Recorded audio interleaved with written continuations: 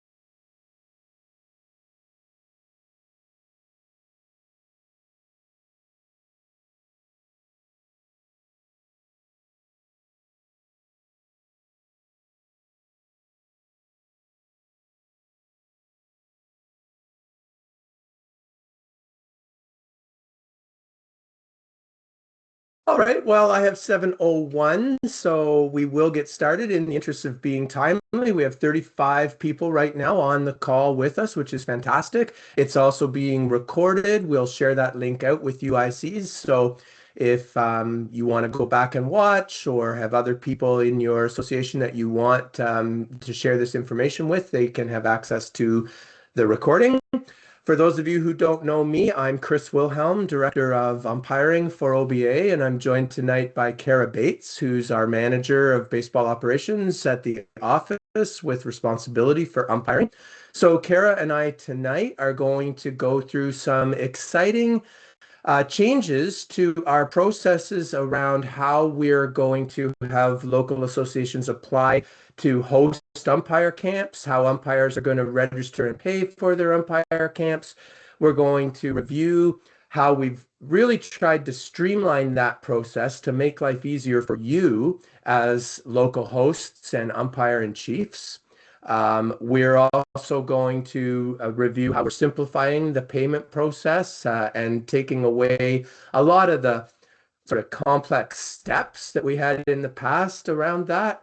We'll talk about how we're hoping to improve the process from the umpire perspective, how they register, where their profile is tracked, their progression from level to level. I know in the past few years that's been a little bit of an issue in terms of people having challenges doing that in our previous platform. So we'll be reviewing that. We'll also take a few minutes just as a FYI to share with you some other umpiring related initiatives in 26, and then we'll wrap up by 8 at the latest, hopefully more like 7:45 is our goal. We'll wrap up with an opportunity for you to share any thoughts, comments, or feedback that you may have, because all of this is still right now um, a work in progress. And we're not launching anything for at least a week and a half, and we'll get into more of the details on that in a few minutes. But there's time for us to refine the process to meet your needs. That's really our goal. We want this whole process of hosting camps and applying for hosting camps and registering umpires and collecting payment and all that stuff. We want to make all of this, as simple and effective as we possibly can for you to hopefully maybe take something off your plate with all the other responsibilities that you have locally too. So we really are trying to structure all this to best serve your needs. And so your feedback and thoughts around that are really important. And we'll take those tonight. And if there's ways that we can refine and tweak what we're sharing with you tonight before it actually hard launches, we absolutely would do that. So that's where we're planning to go in the next 45 minutes or so. And I'm going to turn it over to Kara, who's going to walk you through kind of the nuts and bolts of how the changes will look. and then it'll come back to me in a few minutes. So Kara, over to you. Thanks, Chris. I almost forgot to unmute myself. You think I'd be better at that now? So we're going to start talking about the hosting application process and what that looks like from a host point of view. That's why you're all here.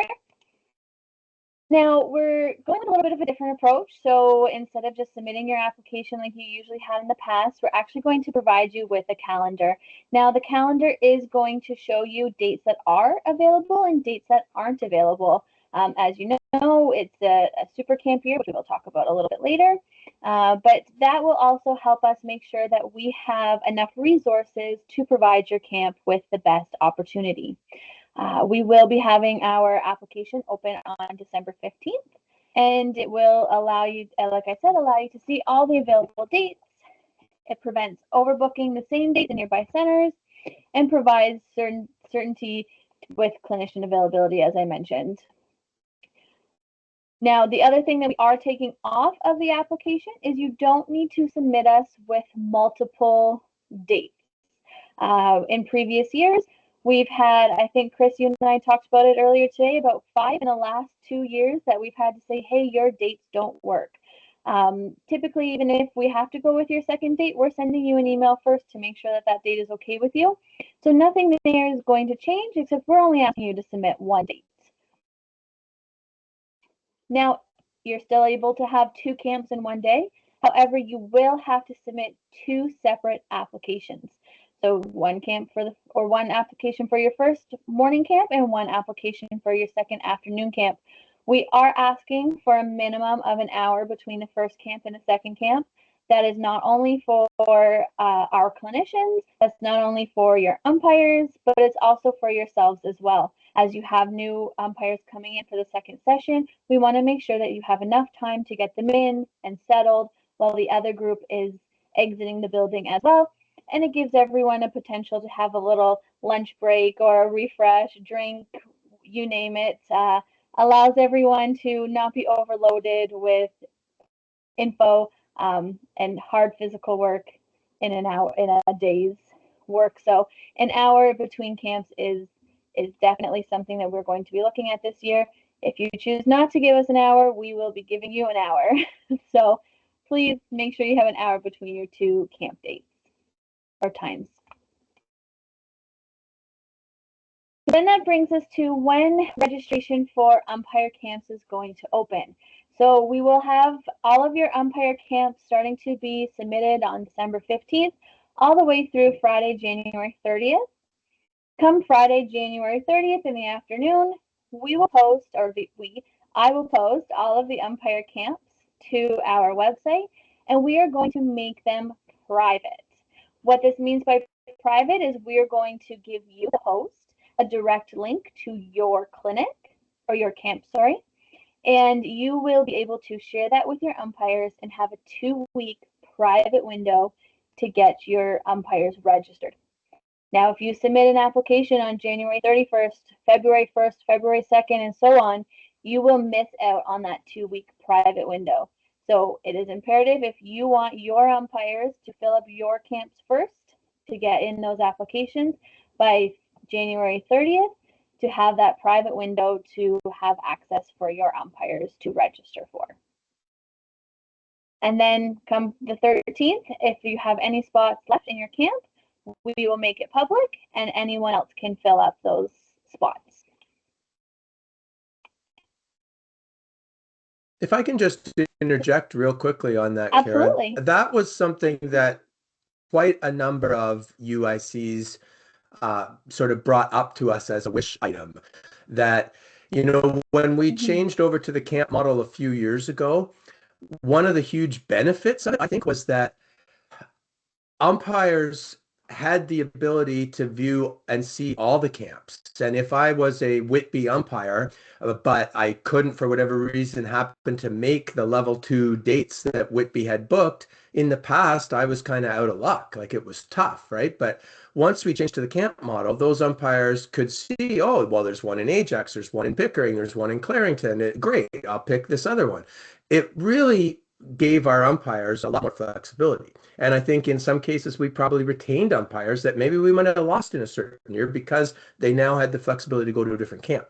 But the downside of it that some of you expressed concern about was that in some cases camps filled up with a lot of people from not your own center, and then some of your own umpires weren't like the camp was now closed and your own local umpires didn't all get in. So this is an effort to help with that. It's not going to completely solve every problem. And I know that by the end of January, you don't maybe totally know who all of your new level one umpires are going to be. And like, I get that it's not perfect probably, but at least this is an option to say for that 2 week window from February 1st to February 13th, send this link out to, beat the drums and get as many of your local umpires registered for your camps as possible. And then they'll go, public to all the other umpires. So we took your feedback and tried to, find a way that we could make that work to the best of our ability. So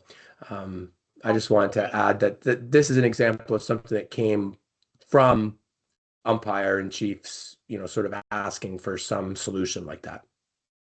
Absolutely. Absolutely. Now, the next thing we'll have here is some camp payment changes. And again, Chris, this was also something that our UiCs and hosts were chatting about a little bit, looking to put on their wish list. And I think it's something that we have managed to obtain. So what does this look like as a host? You no longer have a $400 deposit. Why? The umpires are going to be paying OBA directly for their certification as a whole. There's no need to reconcile camps, make payments afterwards, having collect all this money, cash, figure out e-transfers, not sure when you get the list of umpires. Is it the week before? Is it 3 weeks before? We're eliminating all of that stress and hassle for you, your treasurers, whoever collects the money, the person at the door with a whole bunch of cash, eliminating all of that, and umpires will register through OBA for their certification and pay their certification fees. It also increases commitment of your umpires. I'm sure you've all had people register for your umpire camps, not return your emails, not submit payment, and then they don't show up. And now you've lost out on other local association umpires being able to attend your camps because there's no payment there and they've filled up a spot. Level 1 and 2 fees are not going to be changing this year. They'll be paying $30 for level 1 and $50 for level 2. And again, like I mentioned, they're paying for their certification, which is their 2-part hybrid model of the online modules and the in-person camp. Like I said, again, it's just making sure that the umpires complete both the online modules and the in-person camp. And there's a little bit of, what's the word I'm looking for? Responsibility for them to attend or not attend, or make sure they're asking for a change. Hey, I need to go to another date, etc. Again, this was something that our some of our local hosts were asking for because it was starting to become a bit of a nightmare. Brian, I do see you have your hand up. We will come back to questions in just a moment because we might come to your question. But if you would like to as well, you can also put your question in the Q&A section or in the chat, and we can take a look at it. But we will get to your question before we switch over back to Chris, the rest of Chris's presentation. Now, what happens if you don't charge your local association umpires? We have some local associations that pay for their level 1s. We have some local associations that pay for all of their umpires. We have some that pay for part of their certification. We have some that pay for certification once they've completed X amount of games, etc. That is still going to remain with the local association. So again, the umpires will pay us, and that will be on the local associations as to how they decide to work on reimbursements. And again, with our My Local Association, it collects an additional fee to offset some administrative costs or other things that they may provide their umpires. Again, you're still permitted to do this. That is something that you can indicate in your booking form under special notes, because we can make notes there that will say, bring $5 cash or whatever it may be and what it's for. It really is, both variables are to be dealt with the local association for reimbursement or charging an additional administrative membership fee. Yeah, that is that. Now I'm going to go through a quick little demonstration and then we can come back to the question there, Brian. So here is what our umpire hosting landing page is going to potentially look like. The idea will still be the same. You might see cosmetic changes as we continue to build this over the next week or so. But again, you'll have a landing page. Hey, you're applying for an umpire camp. We have our calendar system. There will be no default start time, so you'll have to use your imagination a little bit here with me when I'm showing you the next step. Again, you can run 2 camps.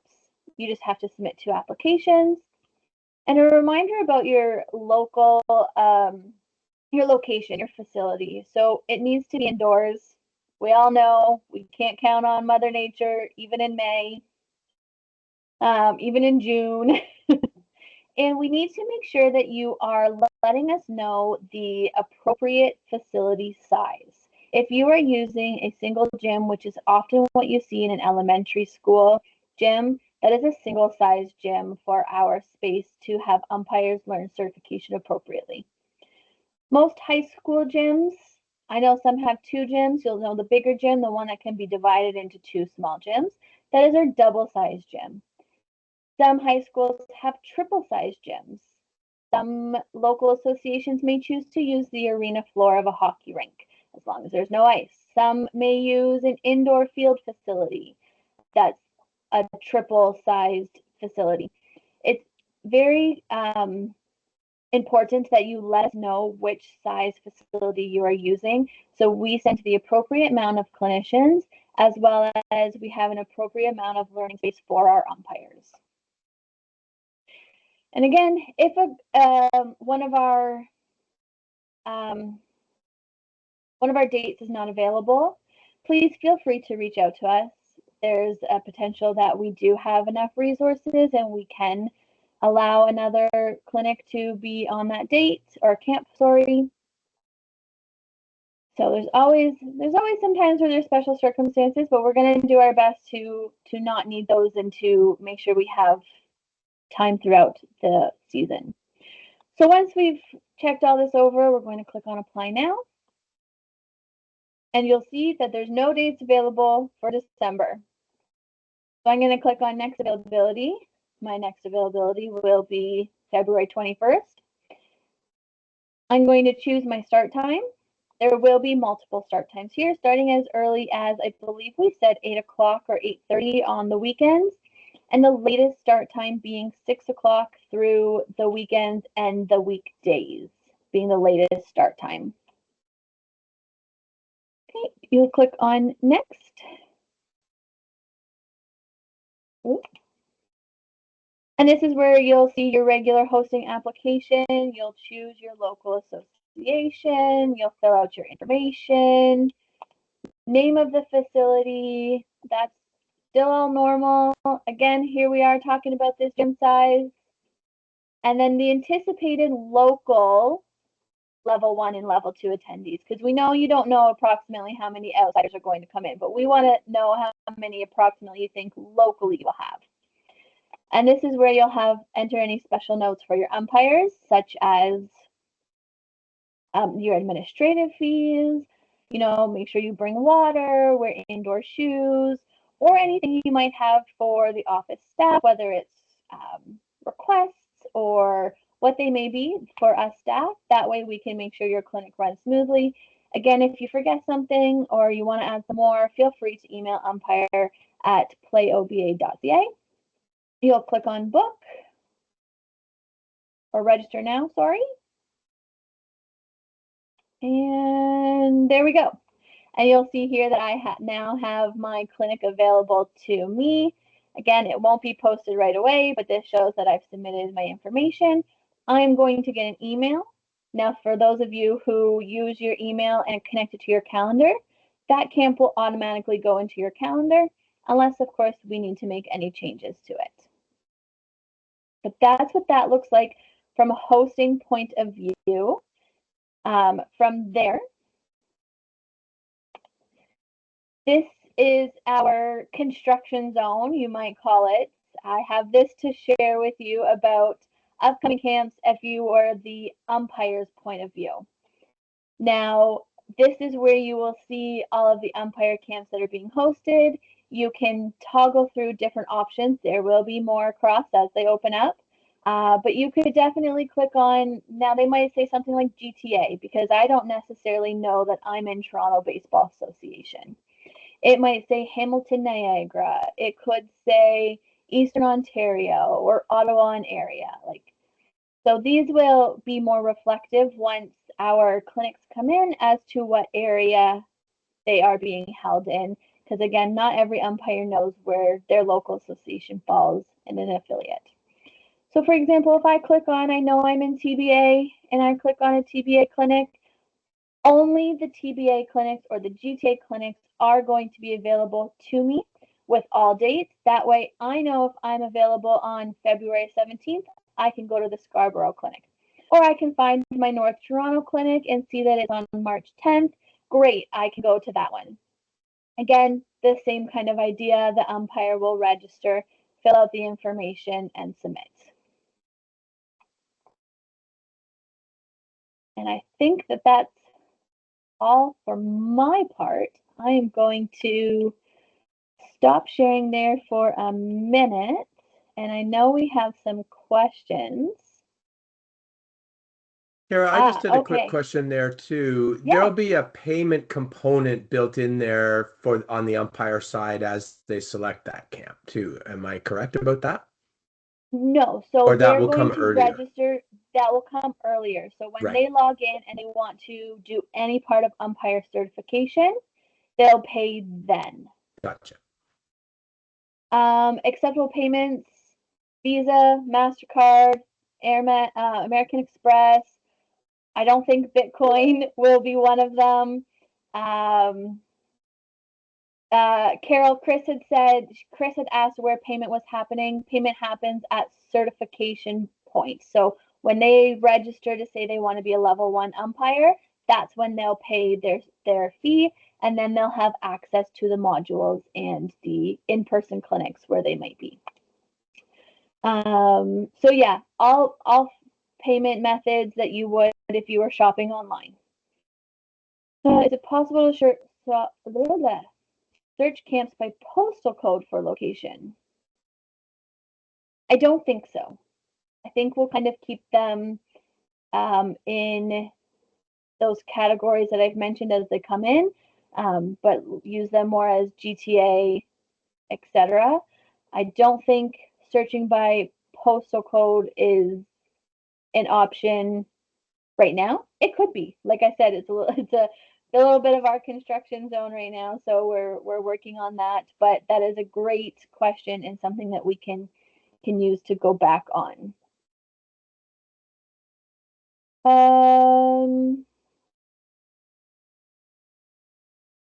Chris, do you want to help answer Dave Margette's question? What happens if someone shows up at a camp who didn't pay OBA in the process?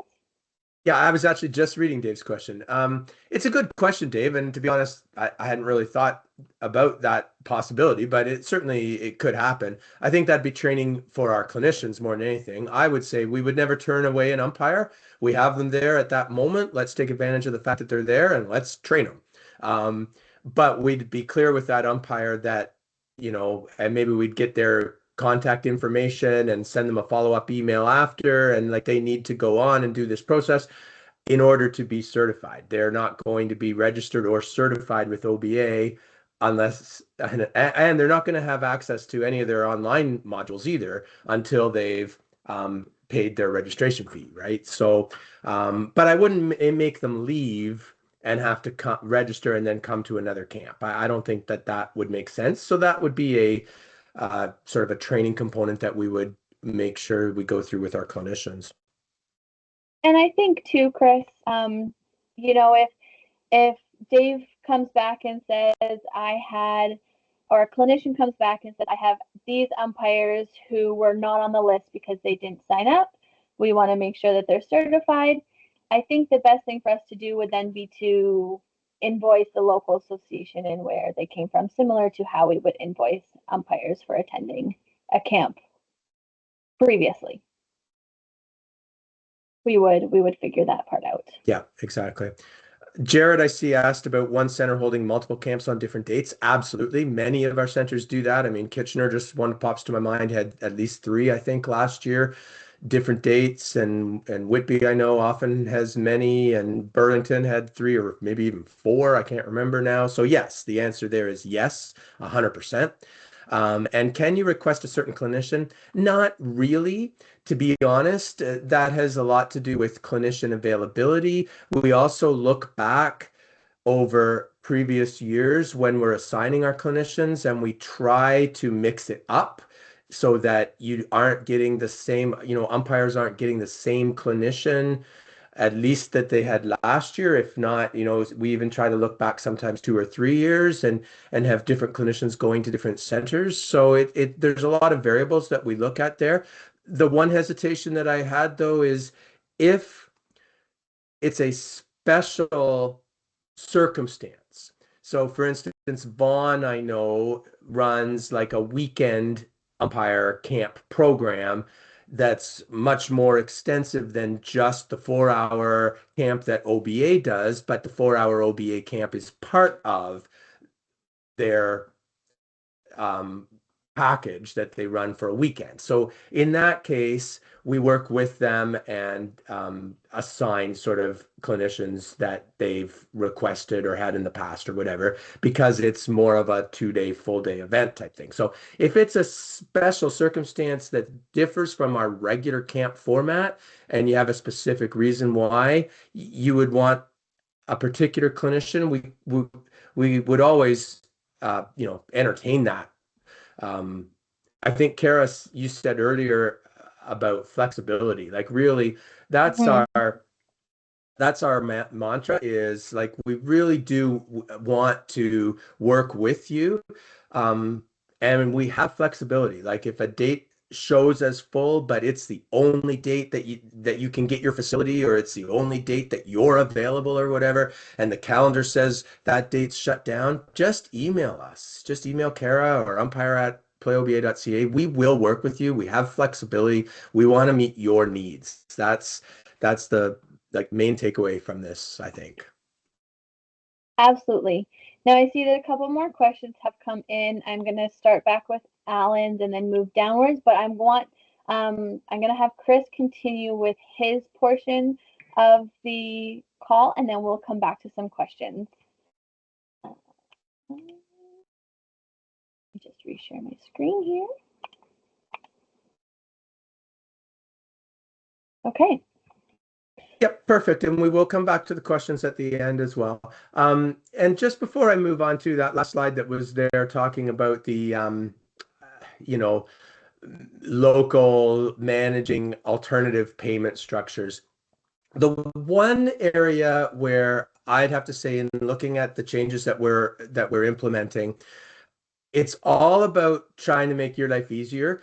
The only place in all of this where I think it makes your life a little bit less easy is if you were a local who in the past didn't charge your umpires, because it was easy for you to just say to your umpires, it's free for you to show up on such and such a date.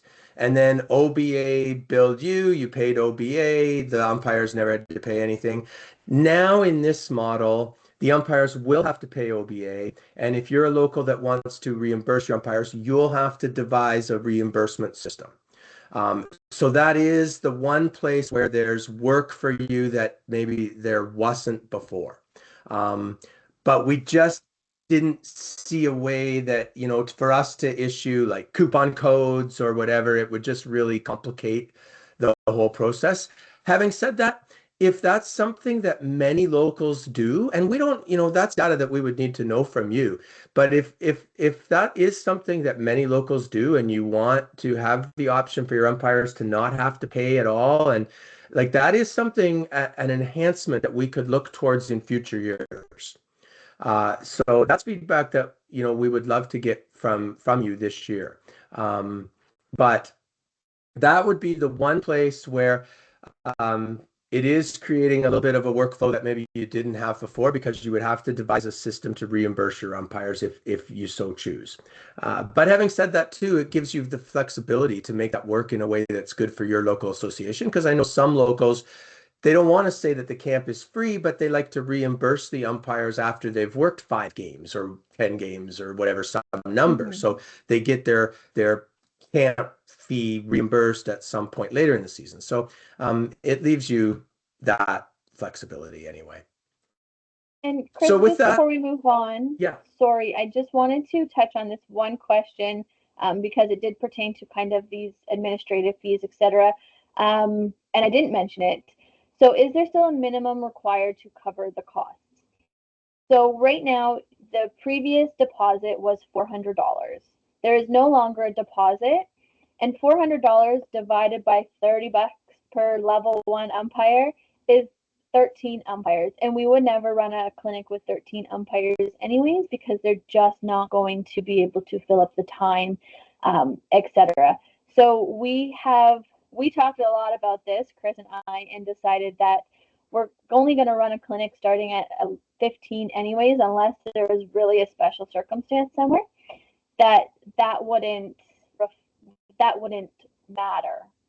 So no, there is no minimum required to cover the cost dollar amount, but you do need to have 15 umpires or more to cover costs. So I guess there is a minimum required. So a minimum of 15 umpires required to host a camp.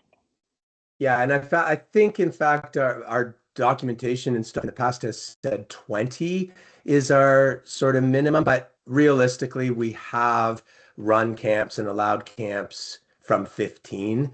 But as Kara said, if we have less than 15, we would not run that camp. So, and that has happened in a couple of cases, but not very often, to be honest.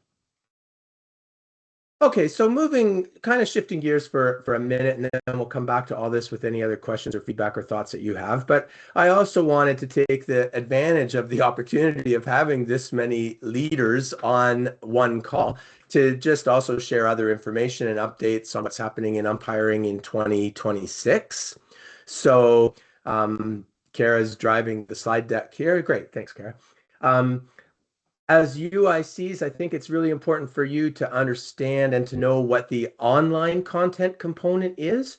And nothing is really changing significantly in terms of the online modules for this year that umpires will have to complete. So level 1 umpires complete modules that are specific to their year. So if they're first year level 1, they do the getting started package on the left side. And if they're a second year level 1, they do the continued development package on the right side.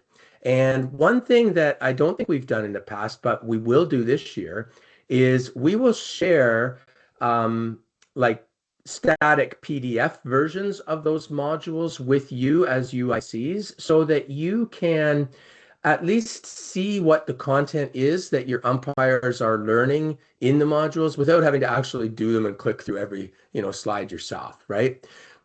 And on the level 2 side, if we advance to that one, Kara, again, no change from the past.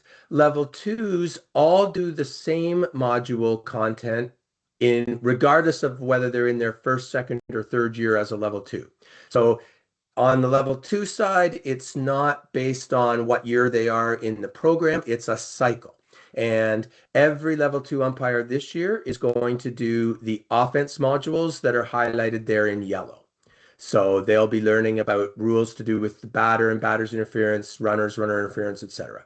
Um, and other level two umpires, if they were a 2.1 last year, they already did the umpire, and then they'll finish next year with the defense. And ones that just start this year will do the offense this year, and then the other two in the next 2 years. So it's a cycle. At the end of 3 years, every level two umpire has completed all three facets of the program. So level one, it's different based on your year in the program. Level two, it's over a 3-year cycle. They complete these 3 sets of modules.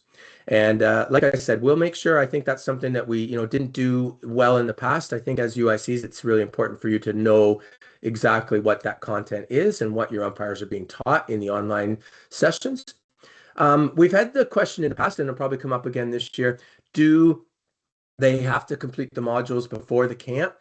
The answer is no, they don't have to, but we recommend it. It's, I think, a better experience for them at the camp if they do, because they come to the camp with already some knowledge base. And then a lot of times at the camp, our clinicians will say, so if you've already done your modules, you would have learned a little bit about batter's interference. Now we're going to run through a drill that enacts that. But if they haven't done the module already, then they're not coming to it with that already a built-in frame of reference. But they don't have to. So if somebody goes to the camp and they haven't completed their modules, well, they've done the camp. Now they have to go and complete their modules.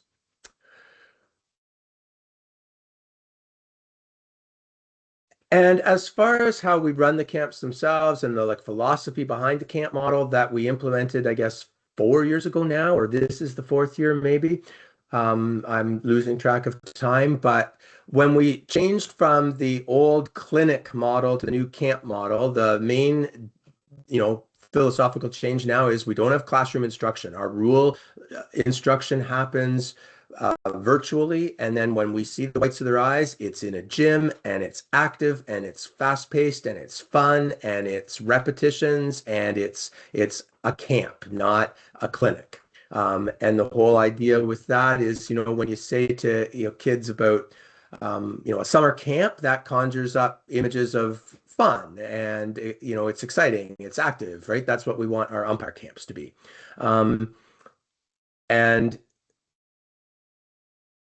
the other, I think, real benefit to the change that I want to continue to highlight this year is that the 4-hour model allows us so much more flexibility now.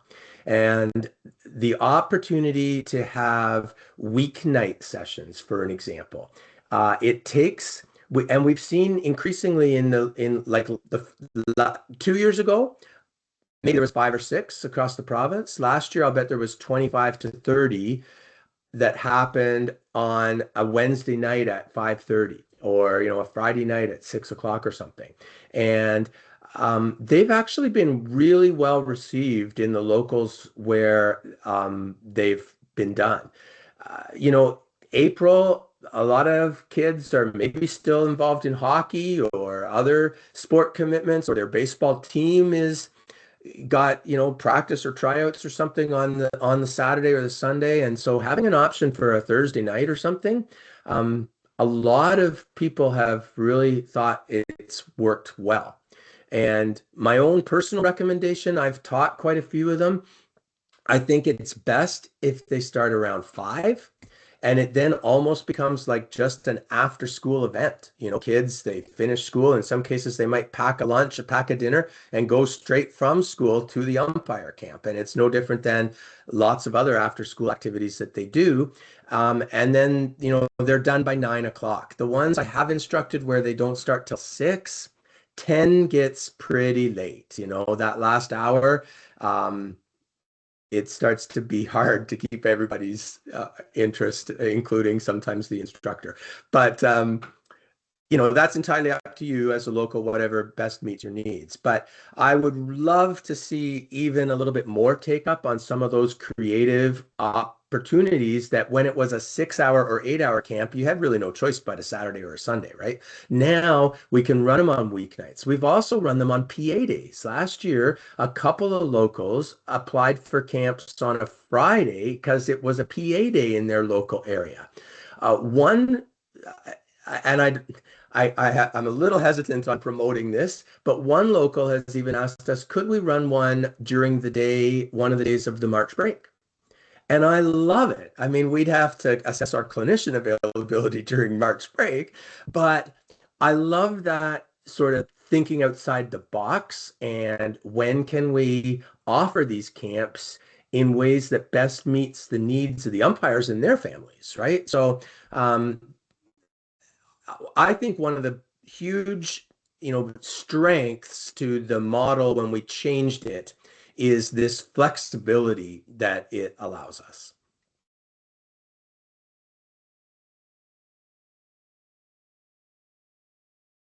And I think I've probably already covered everything that was on this slide as well. Just that whole idea of, using, uh, the flexibility that the new model provides us.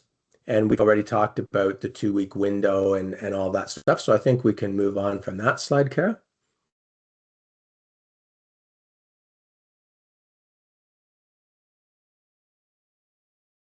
And just some other things, to highlight for this year. Our accelerated umpire program continues. It's year 6 of it now.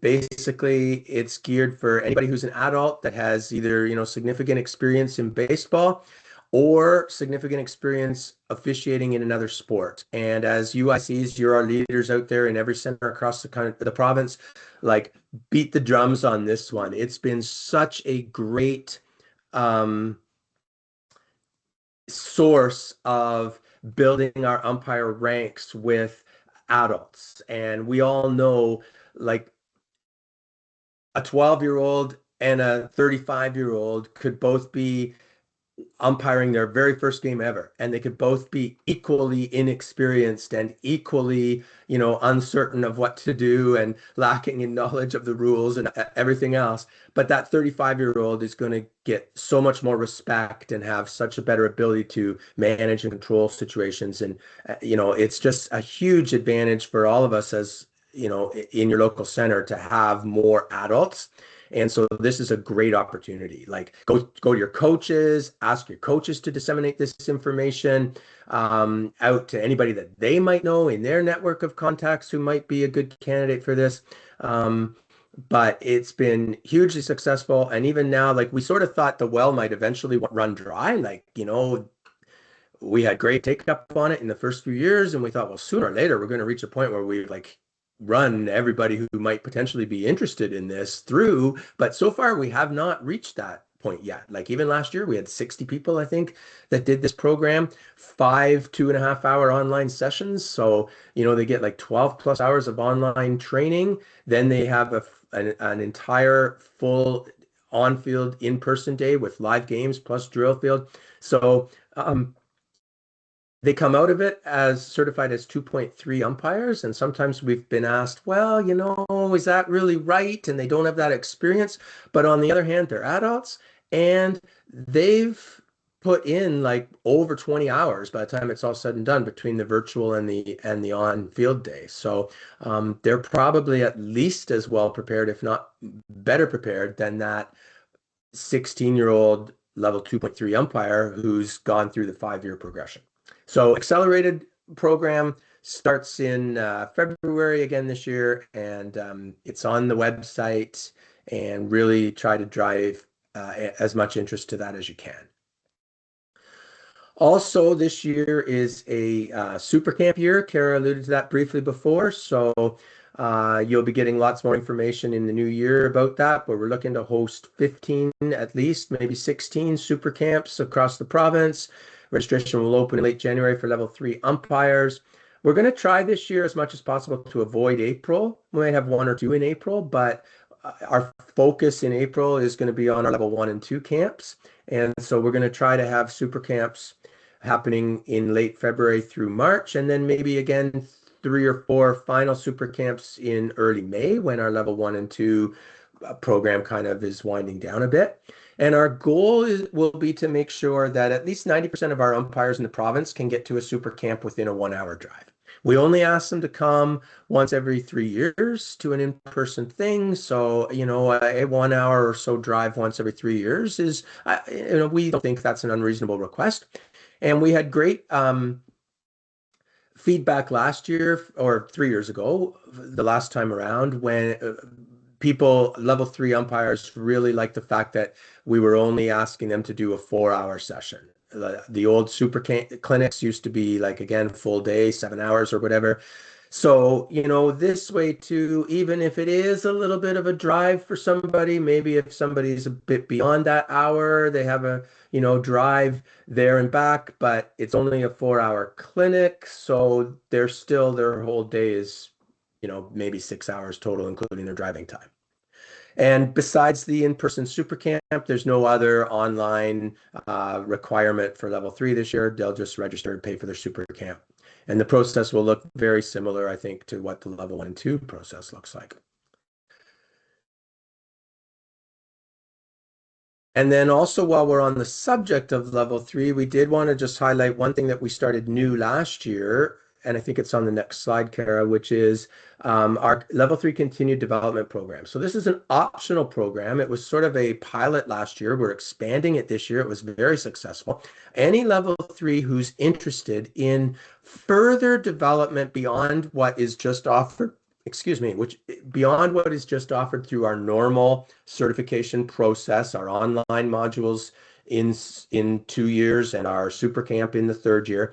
But we've had level 3s in the past who've wanted more. They've asked us, like, how can I get, live feedback? How can I get extra development? And so this program pairs up a level 3 umpire with a level 4, 5, or clinician mentor.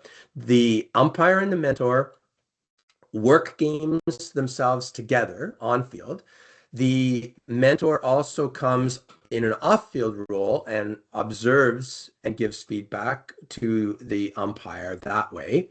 And we also supplement all of that. Last year, we supplemented all of that with a series of, I think it was 3 or 4 online sessions where all the mentors and mentees got together. Adam DeCare was the leader of that initiative, and they did some online training and answering of questions, and just like an opportunity to share best practices and that kind of stuff. So it was really well received by the people who participated last year. So we'll be running it again. Level 3 umpires will have the opportunity to apply to, join that program. And then what we're looking to do this year with it is make it for those who are interested, and it's not mandatory, but for those who are interested, this would become the pathway if they are interested in potential level 4 invitation. And not every level 3 umpire, even the ones who want additional development, that they don't all necessarily want to do that to become a level 4. In some cases, they just want to do that for self-improvement and, to be the best level 3 umpire that they can be. And that's fantastic. And we have a place for those people in this program. But there is also a group that has that ambition to try to strive for that next level. So we're going to take those people from this program. So if somebody is interested in level 4 invitation, they will need to join the level 3 continued development program, and then they will be considered for invitation to work a national qualifier. And at the national qualifier is when they would actually be evaluated for potential level 4 invitation. But that opportunity would come from participating in the level 3 continued development program. So that's was a very exciting enhancement last year that went really well, and I'm really glad to be expanding it this year and to be using it as a stepping stone for those that are interested in level 4. Chris, I don't know the answer to this question, but I don't want to come back to it. If they were part of the pilot program last year, are they able to be part of the continued development program again? So, or is that something we might need to take offline and think about? I mean, to be honest, obviously we want to spread the opportunity around and give, as many people as possible that opportunity. But I would absolutely say that you can apply again. And, I don't know exactly what the application would look like, but I would say within the application, specify why it is that, you want to go through that program again. But yeah, I absolutely don't see why somebody couldn't. I don't think it should be a one and done.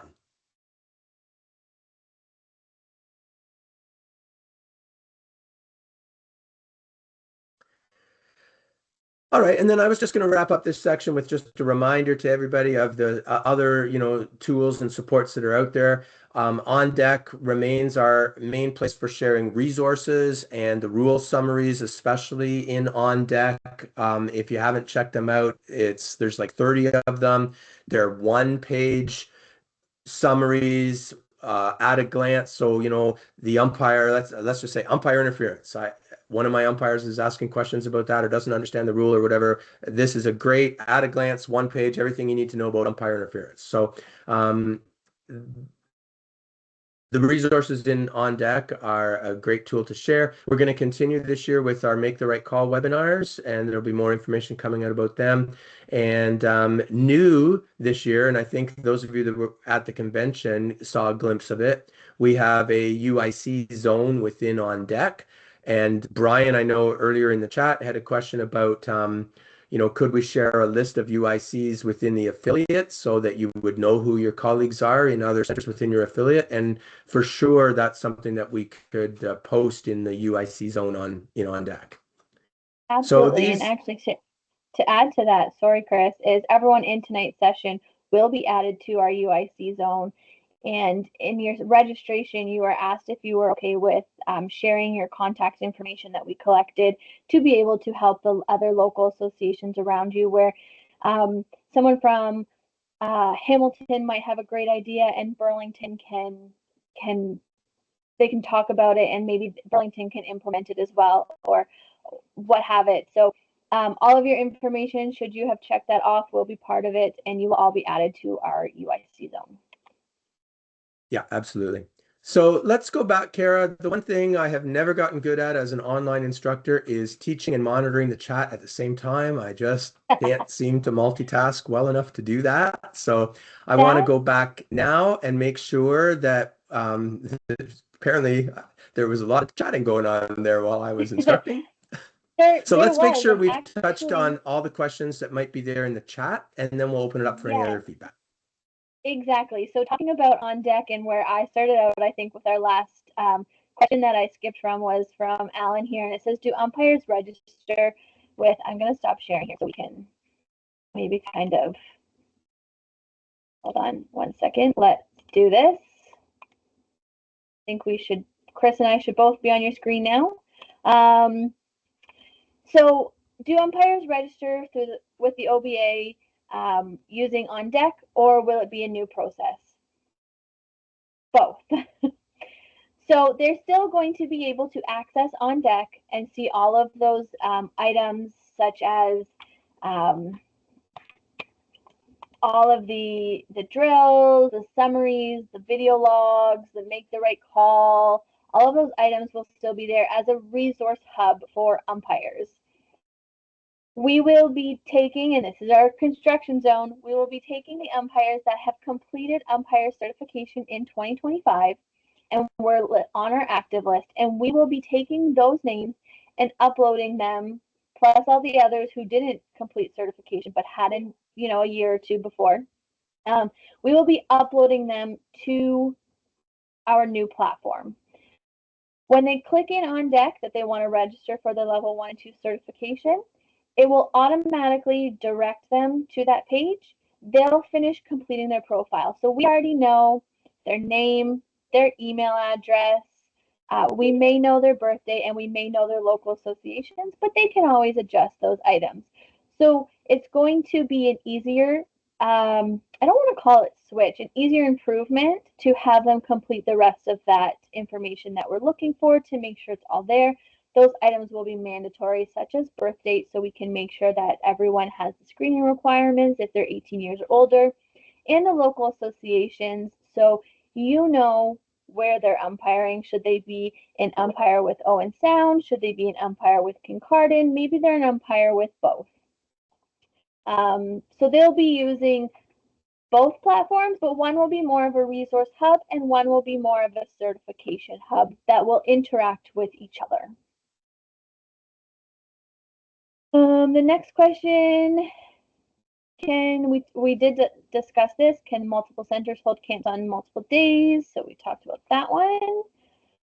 Love the changes. One of the challenges I have are new umpires registering for a clinic and expecting to umpire in the host area. However, the host may only bring a certain number of new umpires.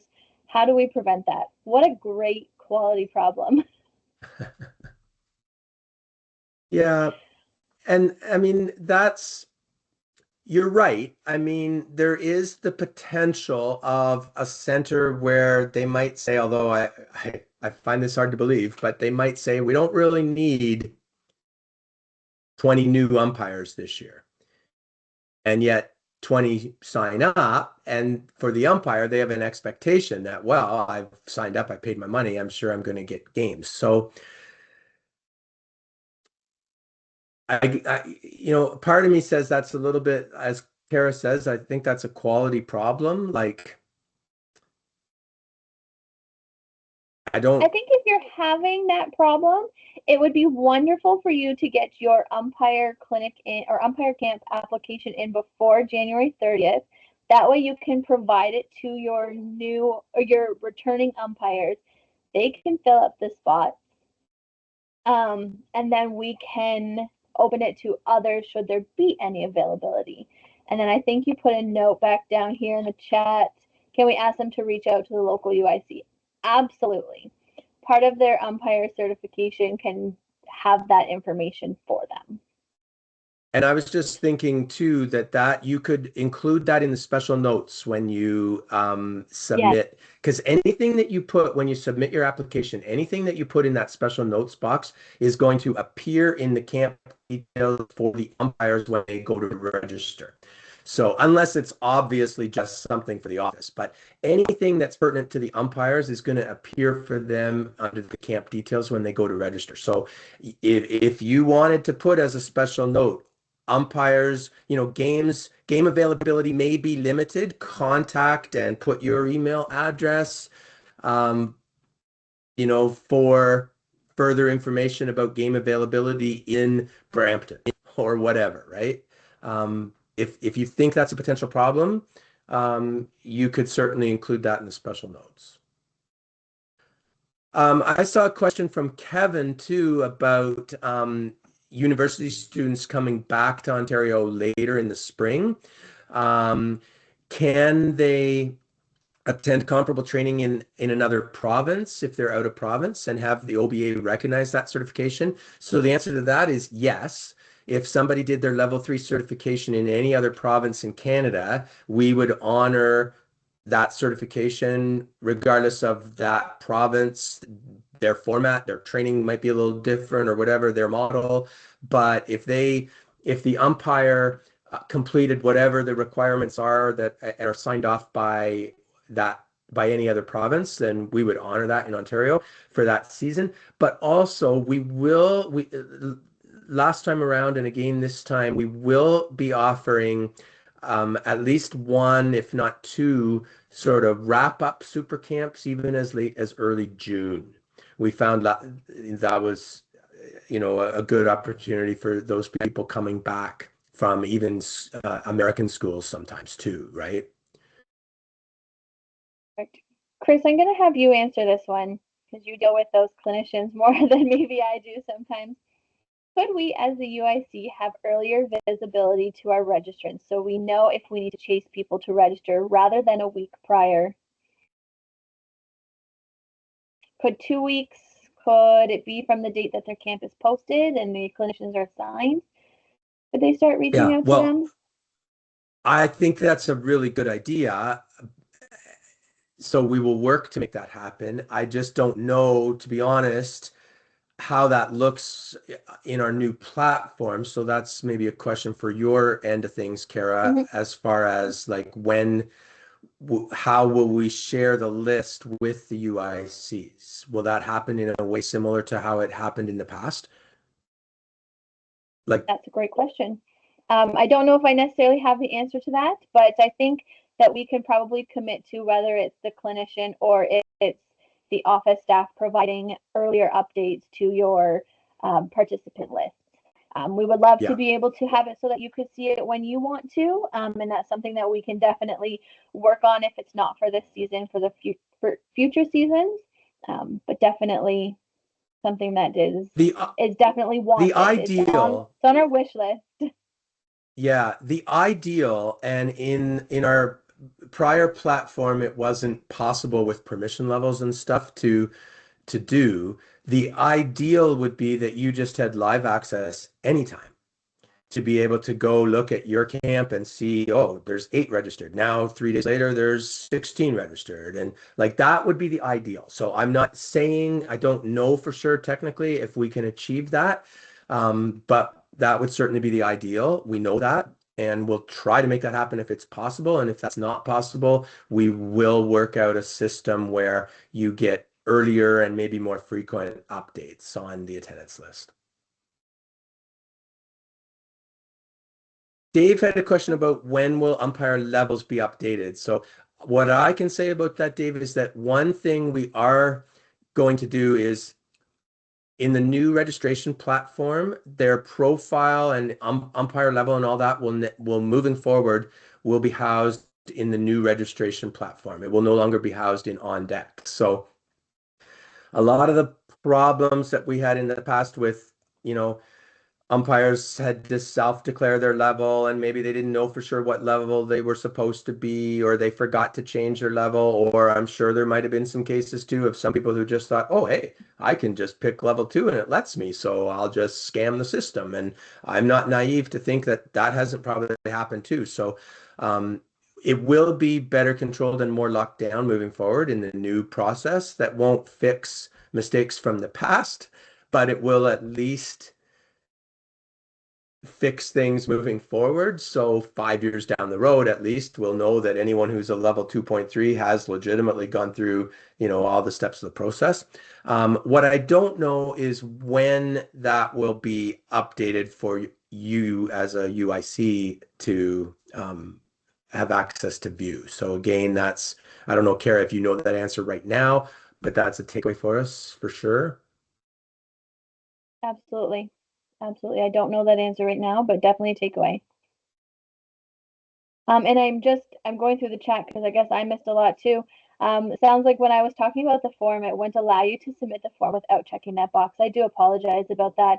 So everyone who was on tonight's call, I will add to the Umpire UiC zone, but I'll send out a separate email to everyone and they can confirm whether or not they would be wanting to be on that list or not, because I don't want to post anyone's information that did not want it posted. So I do apologize that you all had to choose that box, even if you were not willing. So I will take that one offline and work on that probably next week, sending out a note to everyone just to double check if you are willing to have your information shared.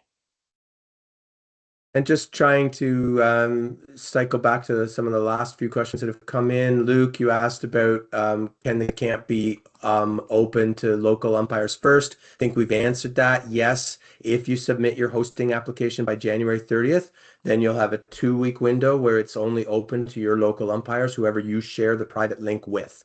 After that 2-week window, which would be February 13th, it then will be open to everybody. And Alan, you're right. On the old blue and red website before 2020, some of the functionality was better. There is no question about that. You had live access to registrations, and that's what we would like to get back to in an ideal state. Heidi asks, are hosts still required to be present for the duration? So the answer is yes, somebody, the host or another local representative, but somebody is required to be on site for the duration. The umpires, we don't necessarily have, our clinicians don't necessarily have, emergency contact information even or anything like that for each individual umpire. So in the event of any kind of a situation like that, somebody from the local association being there is important. And also you as the local association, is who has booked the facility and has an obligation, I think, from the facility standpoint too, to be there. And Heidi also asks, will the new platform allow 12-year-old umpires to enter their true birth year? I certainly hope so. Me too. Yes, that was Yes. definitely one of our stupid little frustrations with the previous platform. So, And another great question that William asked here, just another one just before we wrap up. If they're unable to make the clinic that they've already registered for, there will be an option for them to reschedule. So it will remove their spot from the camp and they'll be able to choose a different one. They'll only be able to register for one. So they will have to make sure that they're removing themselves first so they're not taking up spots in multiple camps. And once we have all of our construction completed with the umpire camps themselves, we will be providing not quite the same platform, because especially it's going to be for a lot of our umpires, short form content, little snips here and there. We'll make it as a long form content and then break it down into some shorter form content for those who like to watch TikToks and Reels and just see some easy 30-second videos so we don't lose their attention span. We'll definitely be creating those for the umpires so they know what to do from start to finish and how they'll be able to access everything and manage their way through a improved platform. So I think the big thing is if like I'll cycle back to what we said at the beginning. The intent, any time that there's change, obviously sometimes there's hiccups along the way. It's not always perfect. But the goal of all of this is to try to streamline the process, to take work off of your plate.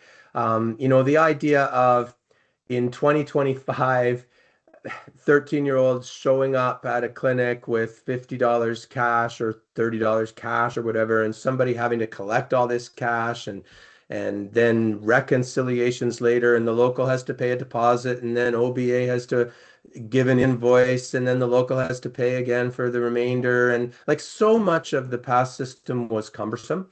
And so the goal in all of this is to try to streamline things, make it easier, faster, more modern for you, for the OBA, for the umpires and their parents, and to present a more, I think, sort of streamlined and professional and modern approach to how we're doing all of this. So we really are driven with that goal in mind. But having said that, if we, Kara and I have been trying hard here the last few minutes to get to all the questions in the chat. But if we missed your question, or if you have some concern or feedback or something you think maybe we haven't addressed or that we've missed, please, within the next week, take the time to reach out to us.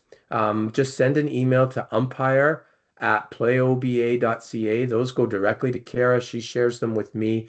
Chris, I've also put a link in the chat that people can submit as well. Sometimes people aren't comfortable saying who they are with their question, so you're more than welcome to fill out that in the form as well. Was that back near the beginning of the chat? No, you know what? I just posted it as you started talking about perfect, it, so perfect. it should be at the very bottom. Yeah, that's perfect because we really do. Yeah, thank you. That's awesome. That's easier probably for you than just sending an email. But the timeline's tight, but we wanted to have this session now, a week and a half out from when we're looking to launch this for you. We're not launching it to the umpires until February 1st, but we're launching the host application piece of it on December 15th for you as UICs. But we still, as we're building it, even the host application part of it, we have a week and a half to tweak it.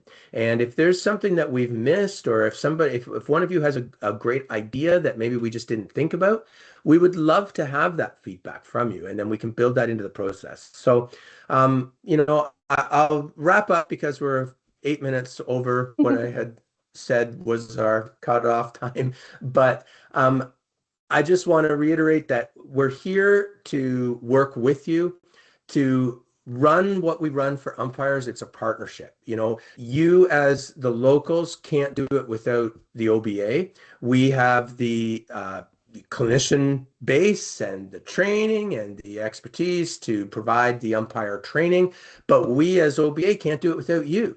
As the locals, you have the relationship with the umpires, the local recruitment, the facility contacts and booking. What we do as a collective for to get umpires certified and on the field to make our uh, games successful. It is a partnership between the locals and the OBA, and we are committed to working with you to make that partnership as effective as possible. So any thoughts that you have, please share them with us.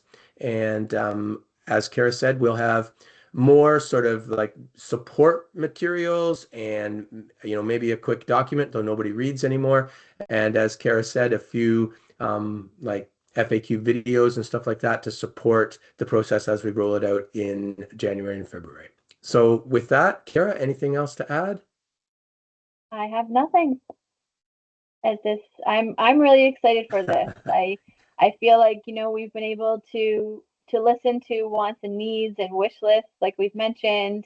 And I think that this is really exciting, being able to move forward with some of those wants and those asks. And I mean, the door is still always open for more, and we can always continue to grow. And I think this is just a small way of being able to start that.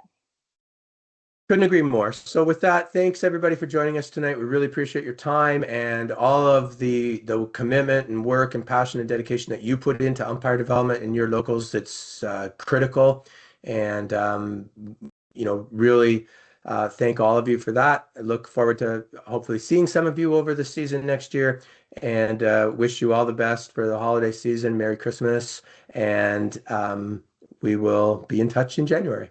Thanks everyone. Have a good night. Have a good night.